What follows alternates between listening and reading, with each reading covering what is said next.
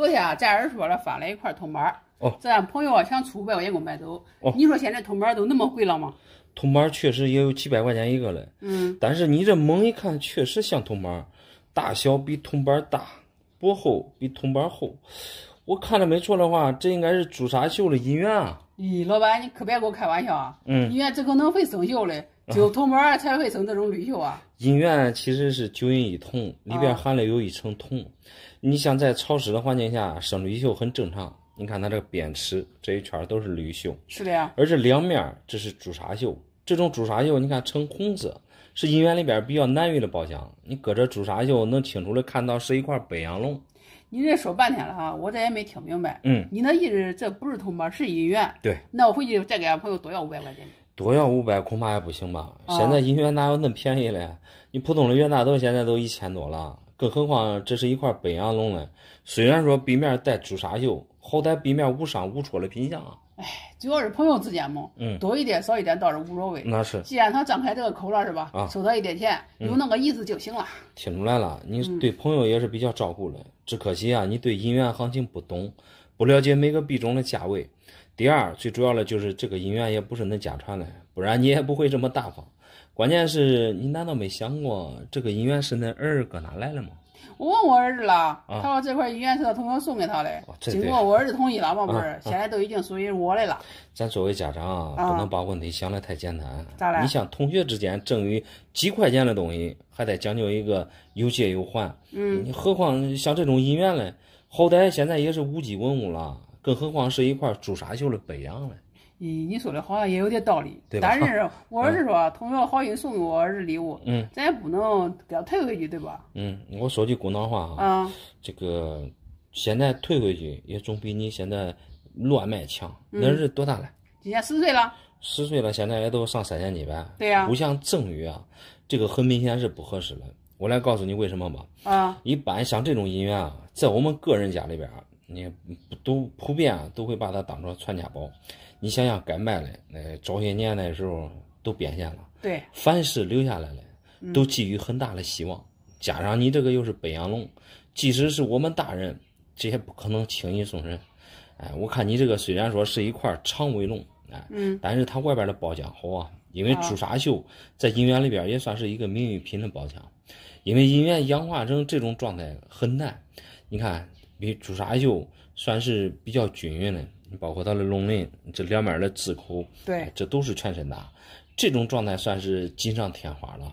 平时你还真是可遇不可求，就目前凭你这个银元的状态来给你估的话，30千块钱还是有的。你不会给我开玩笑了吧？没开玩笑。现在银元都那么贵了吗？对，我家传那10几块银元，10年前才卖了几百块钱一个。那你10年前和现在对比，那价格肯定有区别。10年前我们用的东西啥都便宜。那毕竟通胀是其一，另外经过这10年的变化，像这种银元的币种啊，它这个版分类更细，价格所以说会有差异。你这么说也对，我刚开始也没看出来是银元，对，估计我儿子他同学更看不出来。那是，我暂时先拿回去，我给他保存着，等他要了再给他说，不要的话以后我再卖给你。你有这种想法很危险啊！你这是摆明了想私通人家的东西，这种做法我不认同。你这种做法算是给孩子做了一个错误的榜样。我觉得这个孩子年龄还小，你应该鼓励他把银元给他同学还回去。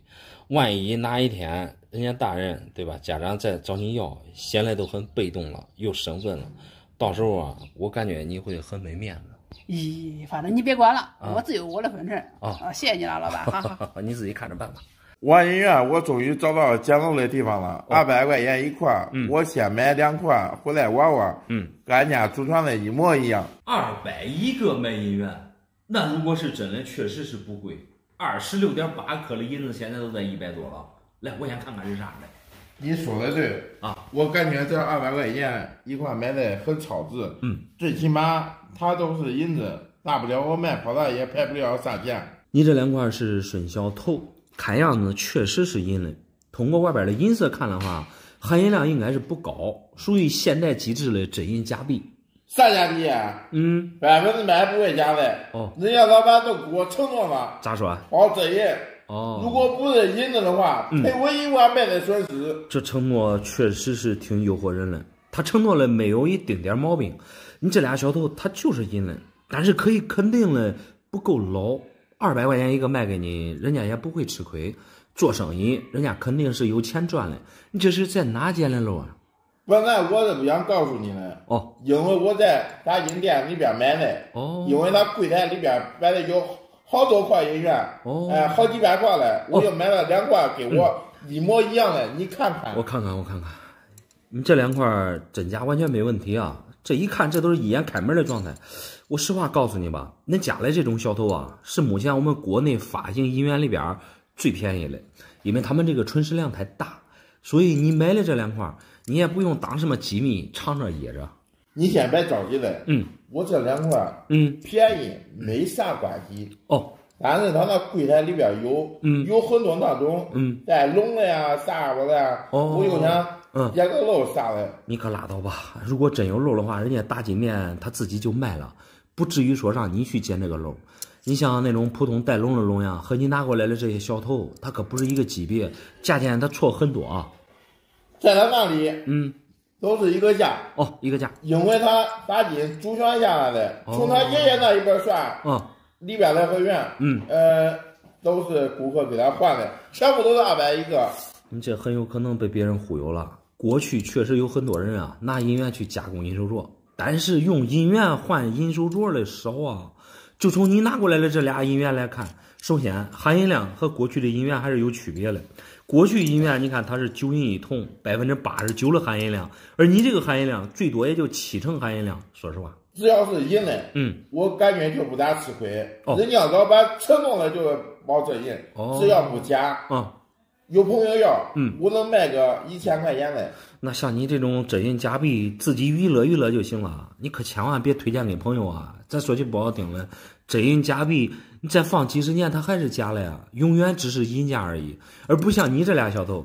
虽然说这俩小头没搬，品相虽然说是通货状态，但好歹是老货。你现在随便拿出去，到任何地方它都有价值，高了没有？600块钱一块还是有的呀。最便宜的都600了，那我这一次今年800块钱买那种带动的，是不是赚的更多吗？咱俩在这沟通半天了，是我没讲明白，还是你没听清楚啊？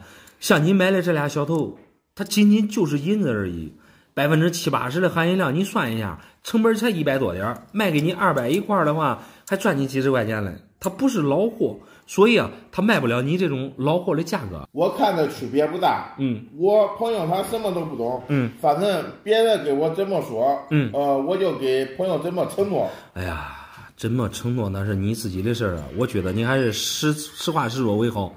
你就告诉他们是在这个大金店买的，人家老板只包真银，你给人家说清楚，不至于说摆回来那朋友当真银元买了，对吧？到时候也卖不上价钱，再找你的事不得劲。我才不这样说的，我这样说的话，那我还怎么能挣他的钱呢？这样的你都别管了。好，我不管了。最后再提醒你一句，朋友的钱，对吧？千万别这样挣，留点良心给自己就行了。挣不挣钱是我的事儿，你都别管了。好。